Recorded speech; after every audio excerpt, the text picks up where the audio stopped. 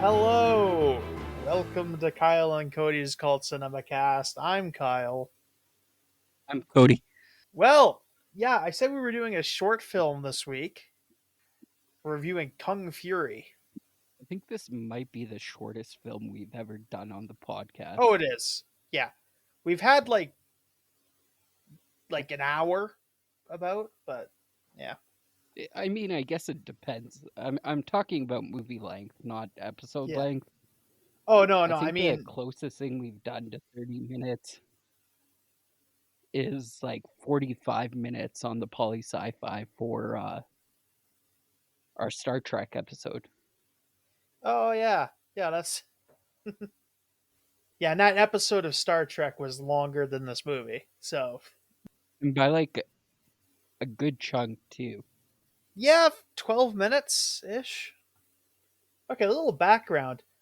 Kung Fury is a like independent film made by David Sandberg. Is that the guy's name?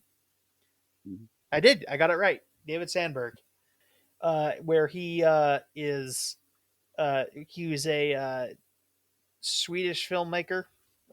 He decided he was gonna quit doing stuff for other guys and make his own little movie. So he made a little bit of a trailer and then put that on Kickstarter and Mm. raised $600,000. Okay.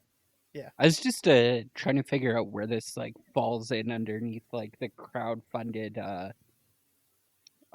movie like sources. I was actually really curious about this the other day because I was looking into the Velocipaster 2, oh yeah, which I think after it ended up getting kickstarted for 2024, and it might already be released. I haven't looked into it or not, yeah, because I'd like to return to that eventually.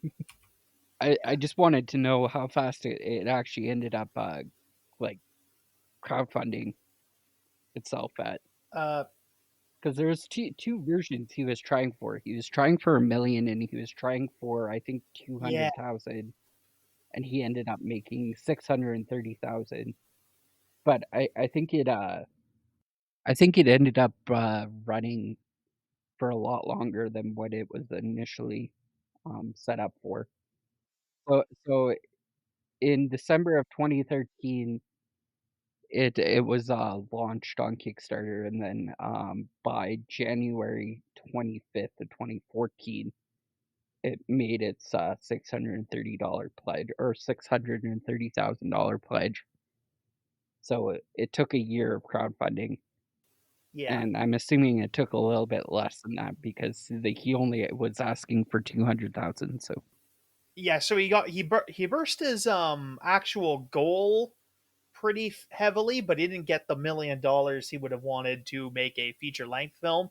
And there was some yeah, actually, so how the production of this seems to have worked, according to what I've read, is that he made a bunch of like he filmed all the footage, or most of the footage, in front of a green screen before he did the Kickstarter, and the Kickstarter was to pay for all the post production. So he had all like the green screen audio, yeah, and yeah, that's kind of cool. yeah, no, it's yeah, good for him. Like he would have if he had done the $1 million one, I think he would have ended up having to do some more filming. But yeah. I mean, arguably there's definitely a lot of times where you can tell this is like 100% green screen, and I feel like they're not trying to hide it at all.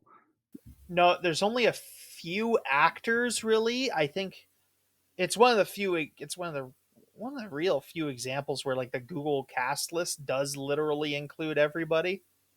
I suppose there's more than you think, but there's a bunch of the there were a few Kickstarter backers who got to do cameos. The film also includes the voice of uh, God damn it, what's David Hasselhoff, who plays sort of himself. and he's playing a like pastiche of like his car from Knight Rider.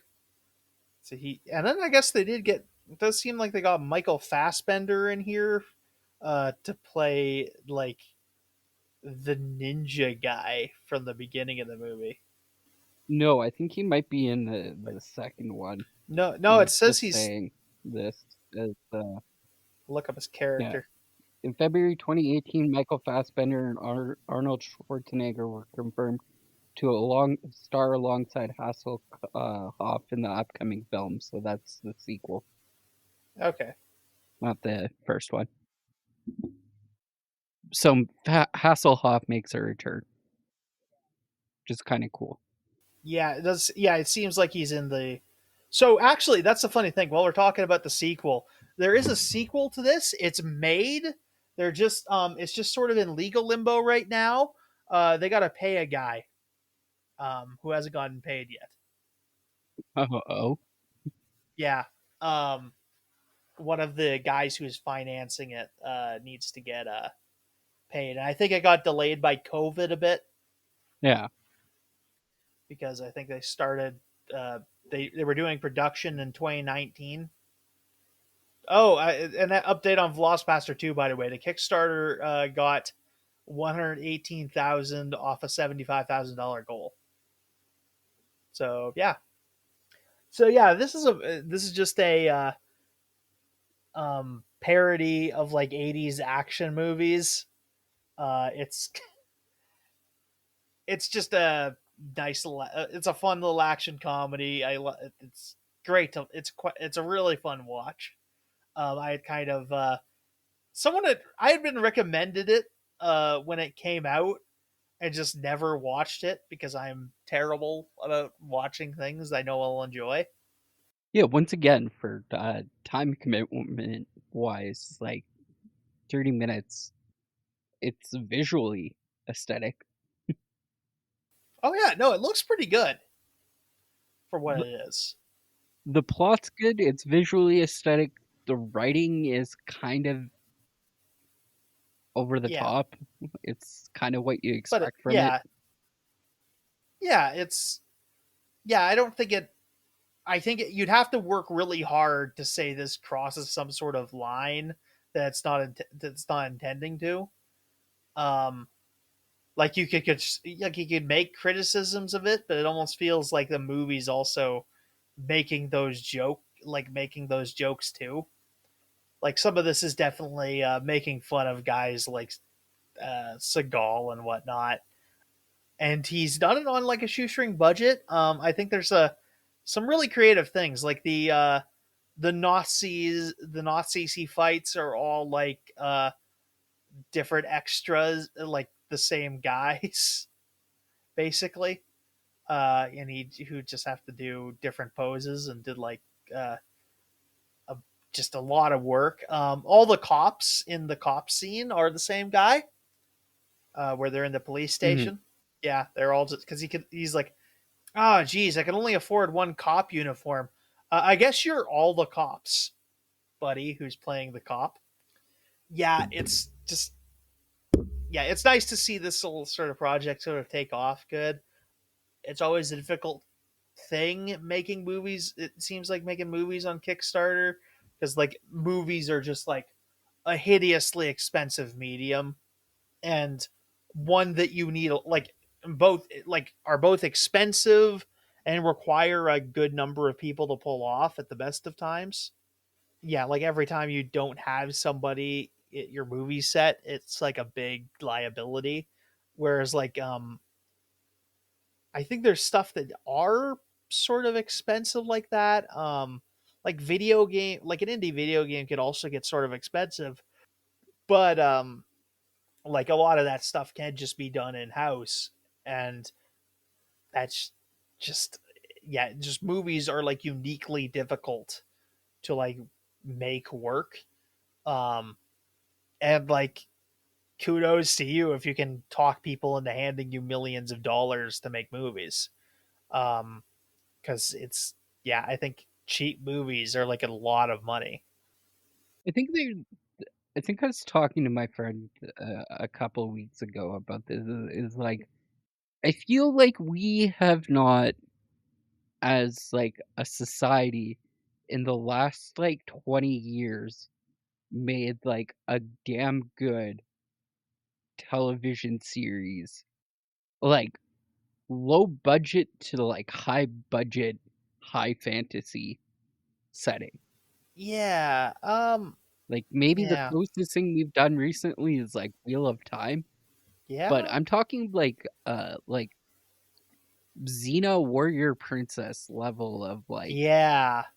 nostalgic high fantasy or like high to low fantasy uh television series. No, they just well, I think a lot of that I think the like TV censors got a little bit more annoying toward the end of the 90s, uh like cutting off a good bit of like the ability to make those sort of shows. But um yeah, it just yeah, filmmaking is like one of the most difficult things to do, and I don't envy people who like legitimately try to do it. Yeah, I know I mean, if I had the ability to tell people to, if I could felt like I could talk people into giving me $20 million to make like any like a make a movie, it's I would, but it's not within the realm of most people. And we talked about this when we talked to Yannick Ambrose of Cody. What was this movie called? I can't remember. Drugs, fascism, and some sort of acid. Yeah, yeah. Oh, Yannick Ambrose of Mondo Hollywoodland is the one I was going after. Yeah, friend of the Well, show. they're Yeah, the yeah, same person, but yeah. Um, but you were thinking of it might have been Red, Blue, and Purple. I think that's the one he sent us. uh, Oh yeah, there it is. Money, fascism, and some sort of acid. Money, fascism is some sort of acid. This is other his documentary. that's close. Yeah, that's it. Yeah, but yeah, it's a very difficult thing, and unless you're in like a very specific sphere, it gets very difficult to make a certain type of movie. And even guys that are like up there have had like just projects end up in like production hell.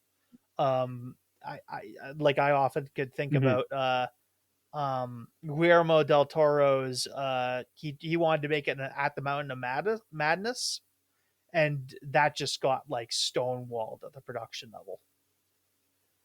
And he was very not happy about that. Um, and he's like Yeah, a it's critic. kind of Yeah, interesting to yeah, go back into like a director's yeah, unrealized projects. mhm, Del Toro is a big name for it because he wanted to do like the Sandman, um, like a movie series of the Sandman in like the early 2000s, which would have been interesting because it would have had Gordon Levitt hmm, Hewitt as Morpheus. yeah, um, yeah. And I know there was that notably just fairly recently. That's Horizon. They were gonna make a big two-part thing where you'd watch the first movie in June and the second movie was gonna come out in like August or September, and they just never released the second movie because they didn't make their money off the first one, which sucks because it was Horizon? yeah,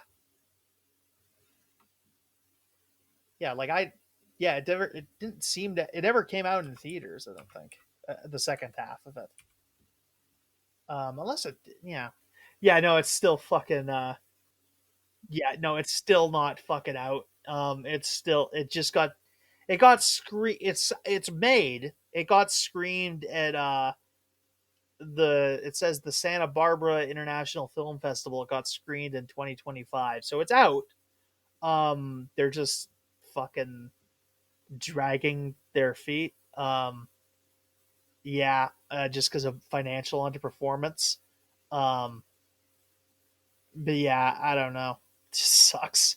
Though I don't know. I mean, that movie could have also I don't know if that's going to turn out very good at the end, but I'm certainly giving it a chance when it eventually comes out. Um, but yeah, that's the Kevin Costner epic western. For those of you who don't know, Horizon American Saga is the entire franchise name. Fair enough. Yeah, Not what I thought. yeah, no, it's oh yeah, no. What did you think it was about the video game? Yes, Yeah, no, no, 100%. no. This is about like Horizon's about like this. Okay, so it's essentially it's kind of a funny story. Story. It's sort of like these guys are getting put into these guys are making like a town, and like this is it's kind of fucked because they're not the guys that are like the bad guys are sort of like not even in the first movie, but they're basically making a town through a MLM scheme basically. um there's apparently just some Really? guy advertising that like, hey, move to Horizon. um and it and yeah, free land in Horizon, go move there. And it is like because of the era in, it's not inside the United States of America at the time. Mhm. Yeah, it's very deep in Apache territory, and every few months after the town starts filling up after a bit, a bunch of Apaches just kill everybody because they're just a bunch of the guys are just moving into this place and not supposed to be there. Mhm. Yeah, it's intense. I'm curious where they end up going with it. But anyway, on to Kung Fury, which is not a dour movie at all. This is a movie where we go back in time to punch Hitler in the face. Um, that is the plot of this movie. Nothing but good, wholesome entertainment. So, the movie takes place in 1985 Miami. So this movie is about a Florida man. So local Florida man. So yeah, Florida. This is very much set in the. You remember in Predator 2 where like the city of was just like a big gang war? Yeah, it's basically that. Yes. Um, yeah, it's a setting born out of like rising crime rates in the 80s going into the 90s, where like shit was getting pretty bad, and like people were like speculating on this near future where like there was basically infinite crime. We ended up doing stuff about it, and crime rates have since started dropping. But yeah, um, so it's made from this little. Yeah, it's basically the same more or less setting that Predator 2 is based in. So that's something. But yeah, the film opens with a bunch of with a cop pulling up to some thugs who are like like holding some guns around, and he's just like, "Hey, you got a permit for those guns?" And the goon puts a skateboard underneath the car, kicks it up, and causes the car to flip and do a bunch of spins, and they shoot the car a bunch, and it explodes. It's just absolutely yeah. Just to give you a Yeah, you kind of yeah, waste absolutely no time in, like, the level of ridiculousness yeah, it's, like, going to portray for the rest of the film, so yeah. Just sort of get you in the mood, get you understanding about what's going to be going on here. But yeah, so eventually, like our next scene is a bunch of kids, a bunch of guys playing on a arcade cabinet, and he's like, "Ah, oh, fuck this game," and the game says "fuck you," like says types "fuck you" across the screen, and then the game machine comes to life and starts beating up a bunch of people.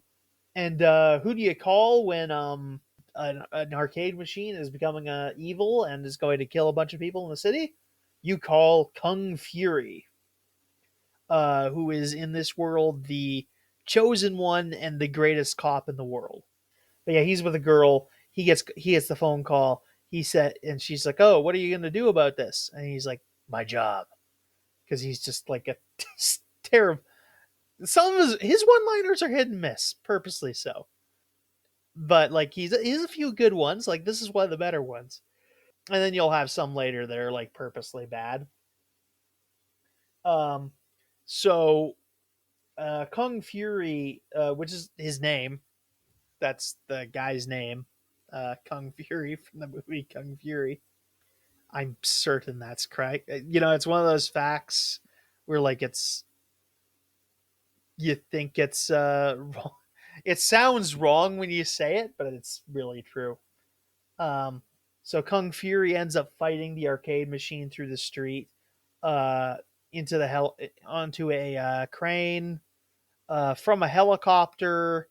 Eventually, the arcade machine punches him into a satellite, like in space, and that was like one of the very impressive effects. Actually, I wish they do something like that in a Superman movie, where like they punch a guy into a satellite, and he just has to like kick it off like further into orbit. It's just a great effect that I really love. I'm like 95% certain that was like a fatality um in Justice. Yeah, well, he Superman picks up a satellite in one of those and hits a guy with them. But I'm talking about like getting punched into a satellite. Uh like yeah, I also like the idea of getting punched into a cloud. Yeah,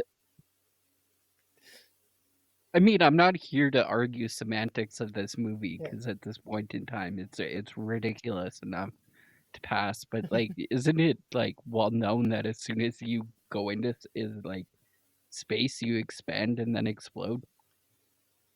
Hmm. Yeah, I guess this is Power Rangers logic space. Um yeah, Or like freeze to death and then explode? probably. I don't know. I don't know. Yeah. I'm not a astro rocket doctor. So anyway, Kung Fury wins the fight with the robot, and he says game over and shoots it.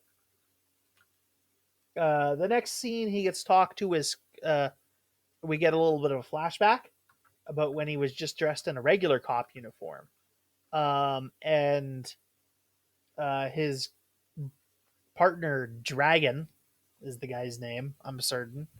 I'm sure that was the guy. That's what they called him, right? The names in this, they're just. Yep. No, he was. Yeah, the guy was called Dragon, played by Stephen Chu.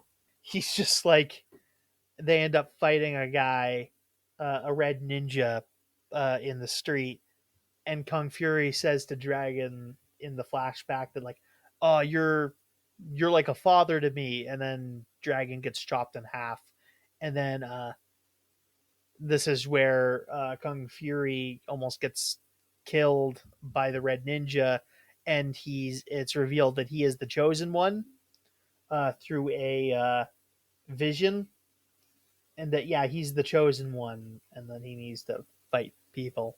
And he gained kung fu superpowers. It's Steven Seagal's alleged backstory, according to him or whatever.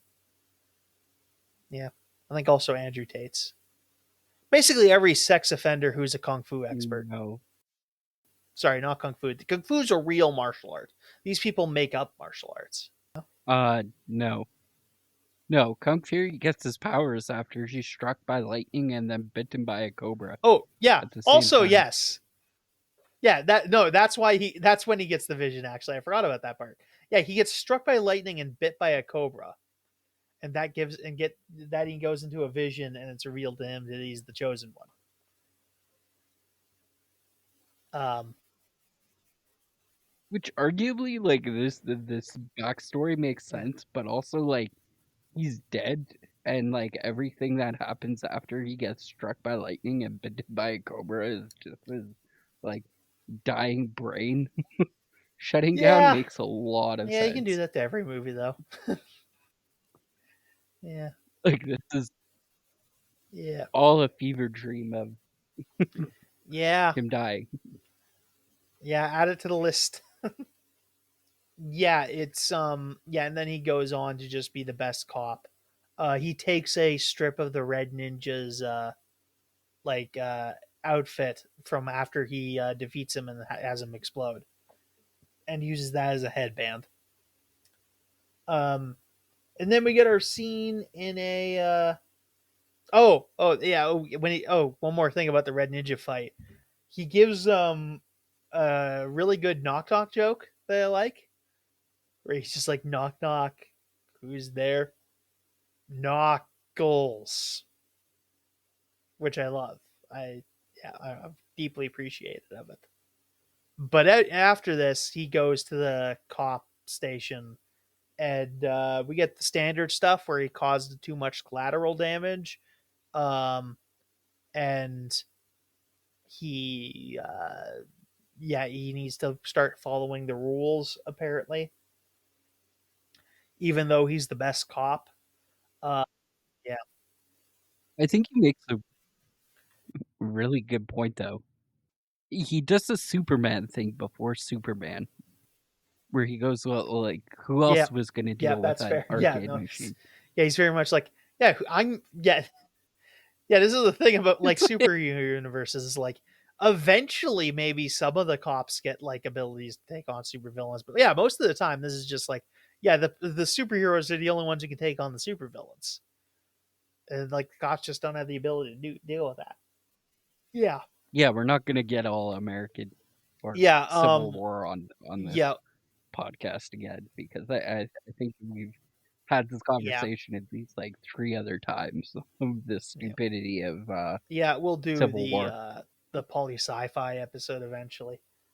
So, Kung Fury is getting assigned a new partner, a cop with the Triceratops for a head, whose name is Triceracop. He speaks with a British accent, so I'm not sure how that works. Where are Triceratops from? What accent would a Triceratops have? I'm wondering where they're from. Before their Earth and Yeah, I know, but borders I like existed. doing this little thought experiment. I like Like this is weird yeah, but I mean, semantics at this point in time. this is something I always like. I like when you like have like an animal person or an animal in like a movie, and then you do like the animal like the human fan art of the animal character. I like to like imagine that animal as like where it would be in like terms of like real as like a real person, world human. Like like the Lion King You argument. know, all the Lion Kings are yeah, all those characters are yeah, all those Like characters are specifically, like obviously black characters. Yeah. well, like well, except for that one like colonizing bird, which was notoriously played by an Englishman. The toucan. Well, Yeah, I think it was played by John yeah, Hurt in the original Lion King, and then by John Oliver in the which is weird. This is also a 2019 thing. Lion Aren't King. toucans from like South America? We're just googling animals now. I'm like Yeah. 95% certain he's a toucan. Hold on. Lion King bird. Triceratops are from from like like the Great Plains here. They're from around here actually. So like really, a Triceratops should be like a Cree guy. Albertan accent. Yeah, or that. I mean, yeah. I though in this little thought experiment, I like to do the I like to have them be like the people who like are originally from the land. Because I mean, arguably, like also, George of the Jungle also had a toucan companion in the uh Okay, TV series so named Zazu Tuki is Tuki. a red billed hornbill. Yeah, that's what he is. Maybe I'm just picturing like a generic bird at this point in time because it's been a while since I watched The Lion King, but I'm like 95% certain he's a toucan. They sort of look sort of similar, and like they're not like Zazu isn't like drawn properly. Like Zazu's like blue, even though like in real life they're like a gray. Yeah, fair enough. But yeah, anyway, what am I talking about? Kung Fury is so offended by the idea of getting a partner because his last one died and he doesn't want a new one. he's going to quit the Force over it.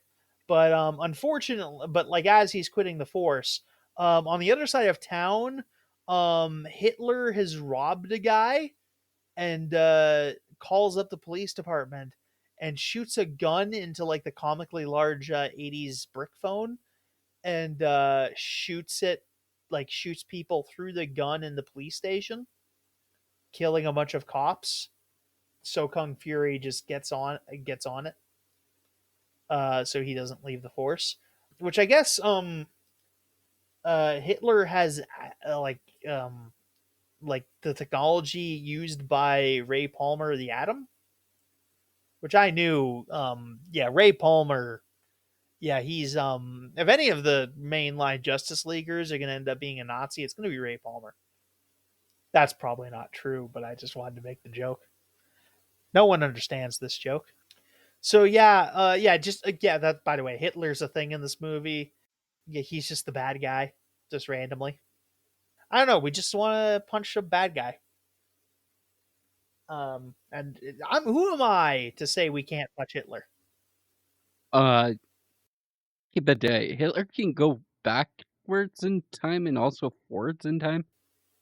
No, I think it's yeah. Okay, so I think he just goes forward in time. I don't. I think he only time travels because I think we're gonna get toward into this toward the end, but I think they're in a sort of time paradox. Mm. So Kung Fury's just like, I need someone to trace that phone call, and they're just like, no one can trace that phone call, and they're like, oh, one guy can trace that phone call, and they get a guy who's literally called Hacker Man, who manages to hack and trace the call.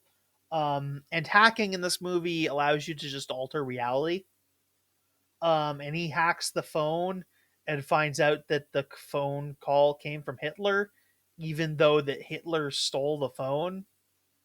But I mean, that's part of the joke, I guess. Yeah, I mean, yeah, something like this. It's hard to criticize a plot hole because, like, yeah, no, it's a plot hole. It's funny. Roll with it. This reminds me of a TV series that I was watching recently called The Interior Chinatown, or INT dot Chinatown, and it's like a meta cop procedural that's like written as a like TV series within a TV series, and it stars Ronnie Ching and Jimmy O Yang, and his his brother was a police officer on the force, but the force is like two people from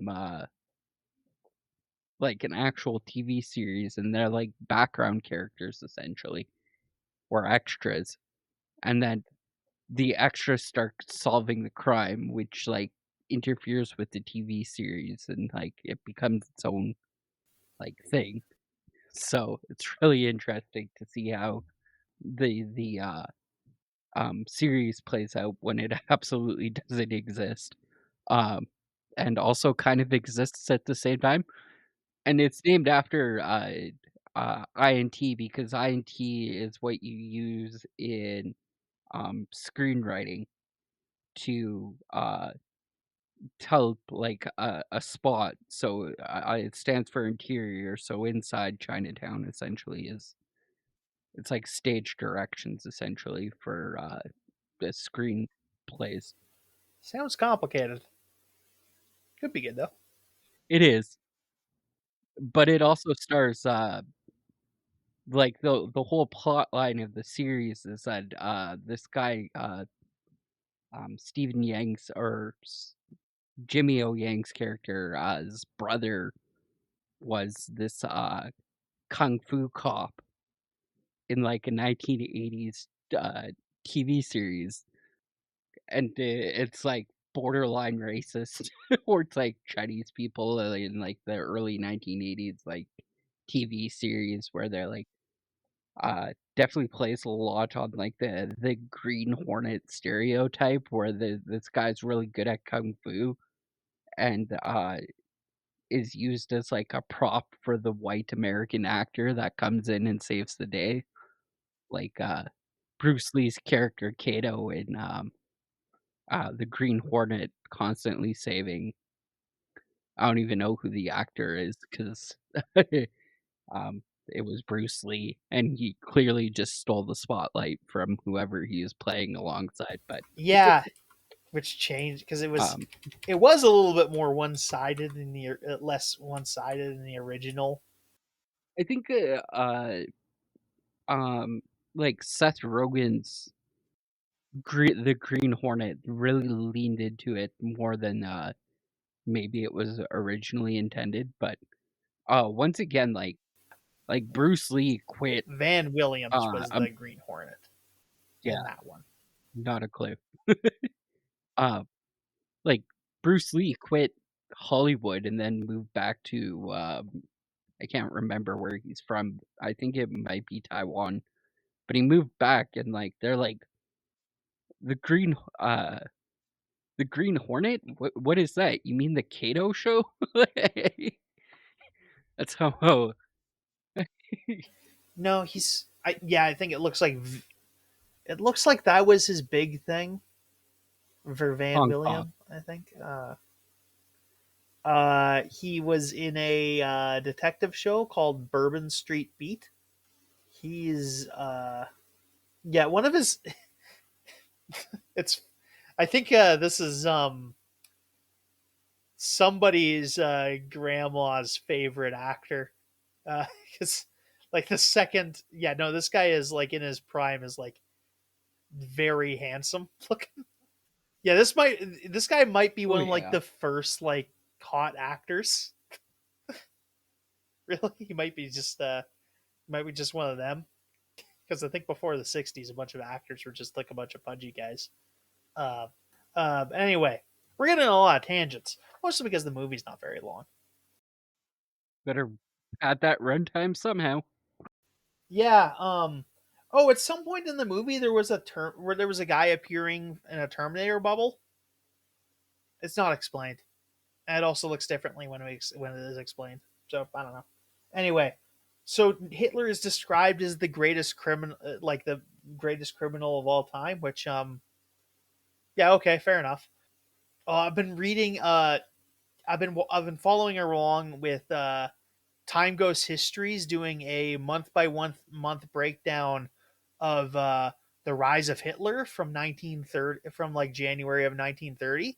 I'm in like just barely in 31 right now. And you know what found out in Hmm. that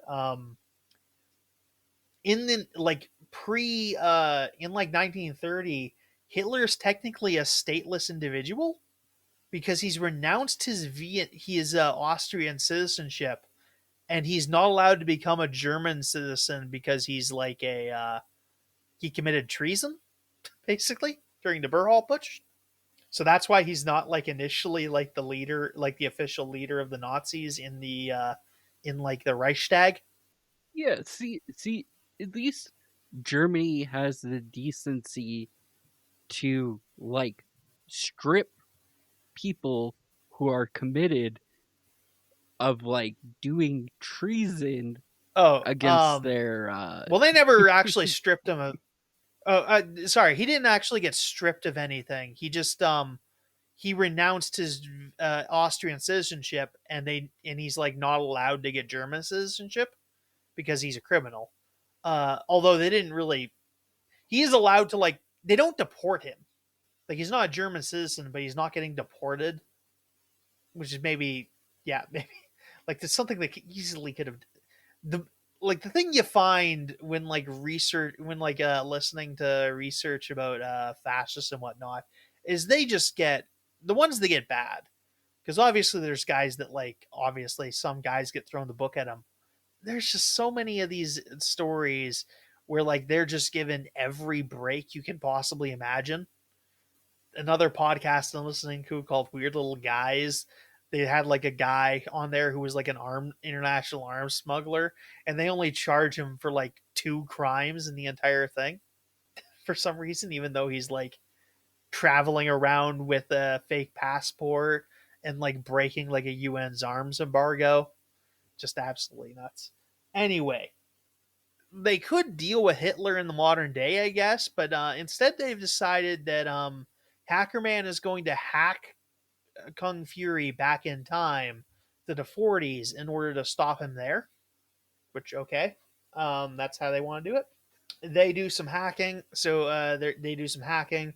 Kung Fury stands on top of an old like computer and does like some surfing, and they end up hacking him too far back in time, and he ends up in the Viking Age, where which he knows is the Viking Age because he gets attacked by laser velociraptors. Also, I'd like to mention that they were hacking with the uh, Nintendo Power Glove. Of course, no, that's why they stopped making them. People were using it Yes. for time travel. Yeah, I don't know. That's I why they're so wish. expensive on eBay.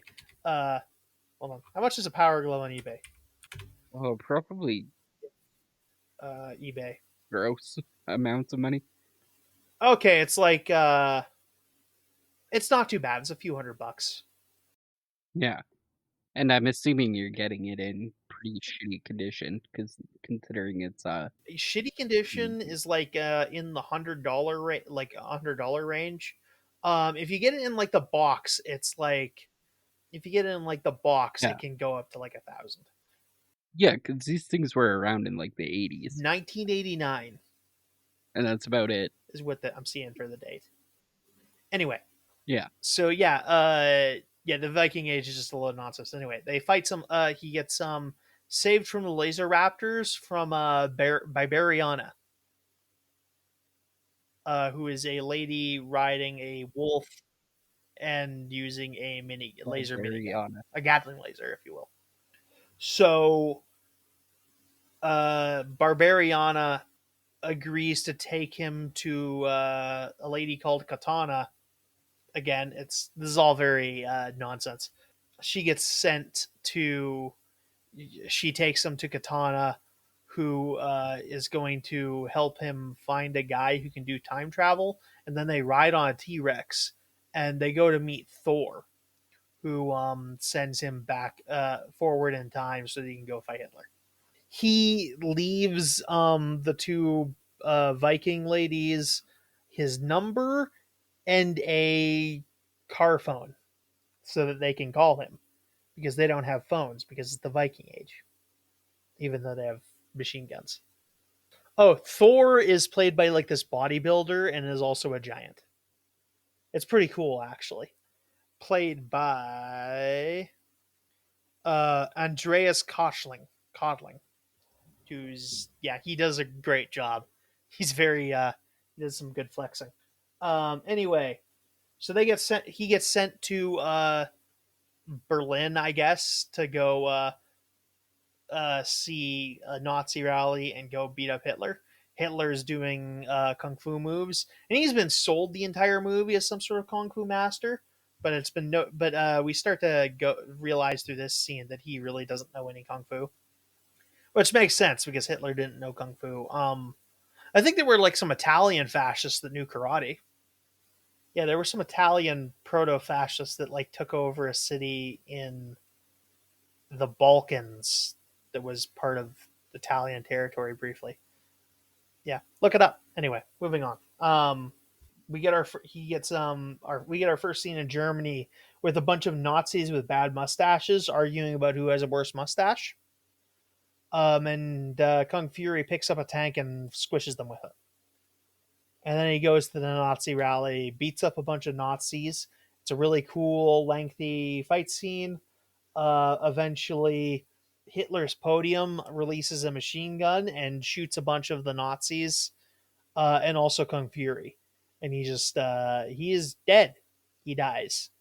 But as all looks lost, all the other side characters show up in the 40s to go fight Hitler.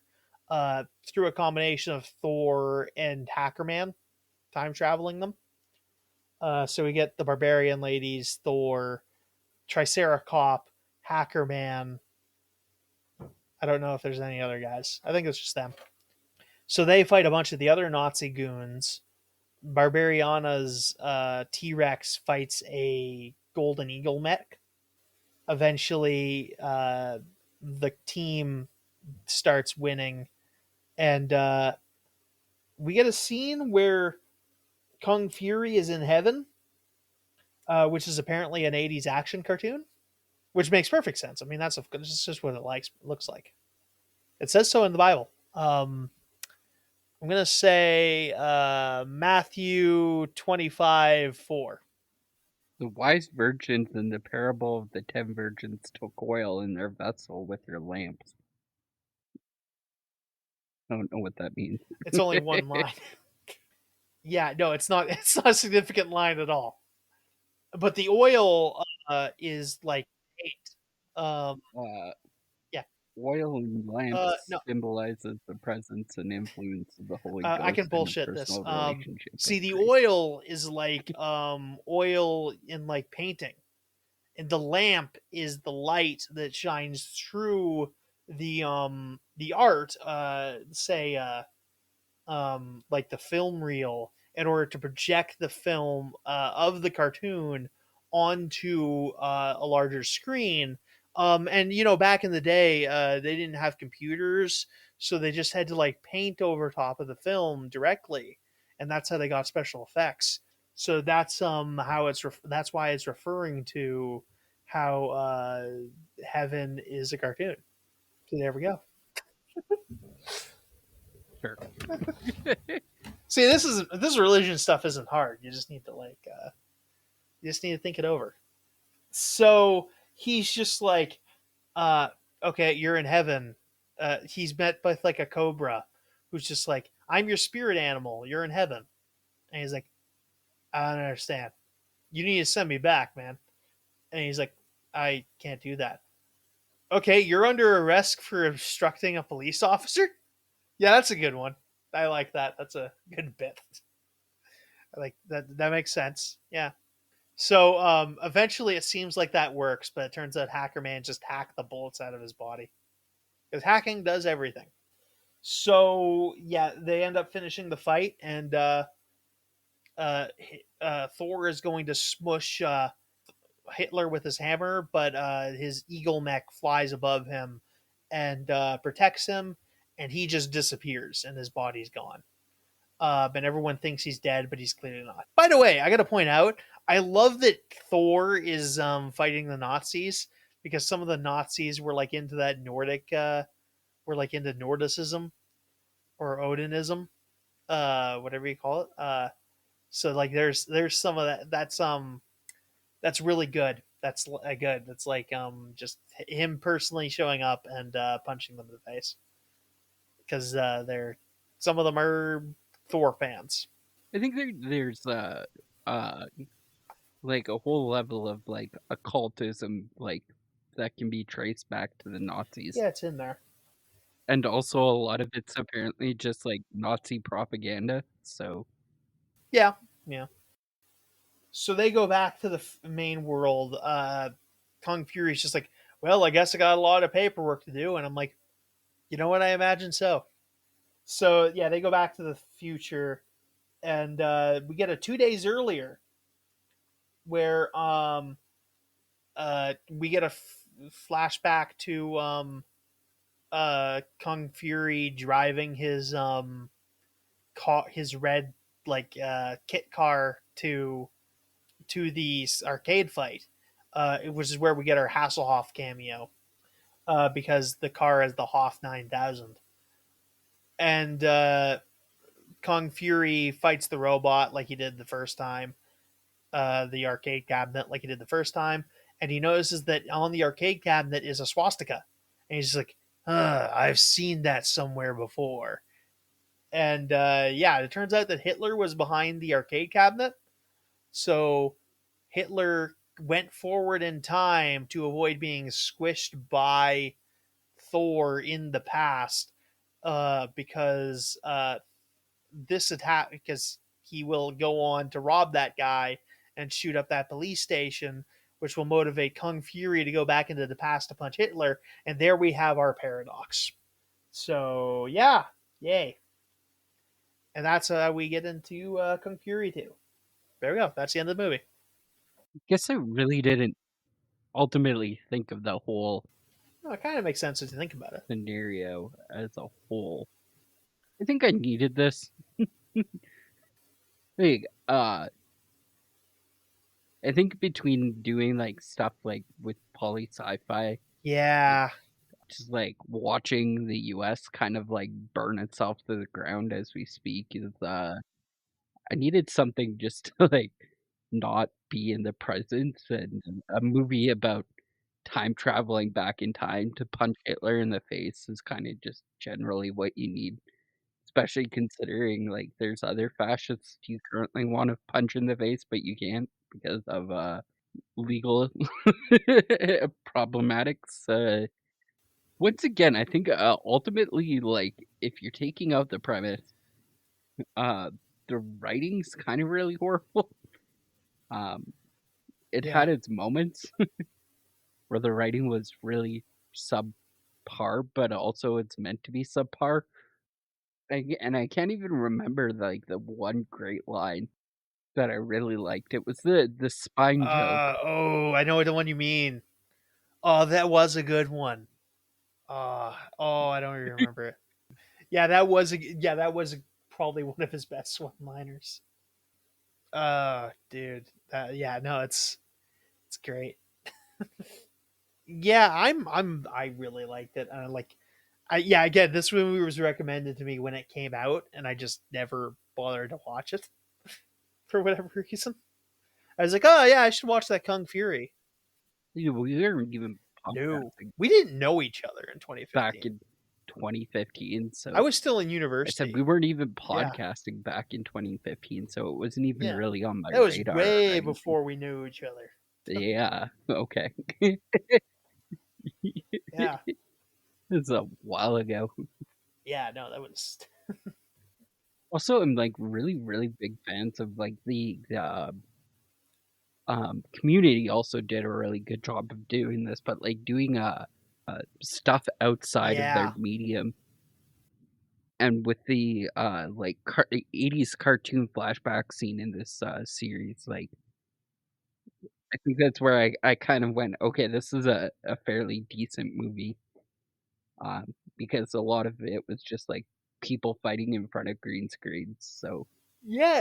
It looks good for what it is. It's just that, yeah. I am a little curious. I'm not sure if Kung Fury 2 is going to be full length or feature length. Hopefully, it's quite good. What did you give the movie, Cody? yeah, I'm gonna go with a probably like a 9. Yeah, I think I'm kind of on a soft 9. yeah, I think it was just dumb enough. Yeah, yeah. No, there's like it has flaws, but like you're not sure if like yeah, some of that's like part of the joke. Probably most of it is. Kind of interesting that the fact that it was also crowdfunded, so I would have liked to, and I'm assuming I could go out and find it currently. Is just like I would have no clue how the actors in the first place like just sat in front of a green screen like doing these lines like so over the top, like stupid lines, just like with a complete straight face and like absolutely taking this 100% seriously. I feel like there was a lot of outtakes to be able to sit there and do that. So, But anyway, but anyway, I think sort of soonish we're going to be doing a bunch of vampire stuff for reasons. That'll depend. We might be doing some stuff before that, but there's going to be a big block of summer vampire content coming for you guys to promote my book when it's out. Gonna do my very best to like know when that is by the time I have the next episode out. Yeah, yeah. Like comment subscribe. We will see you next time.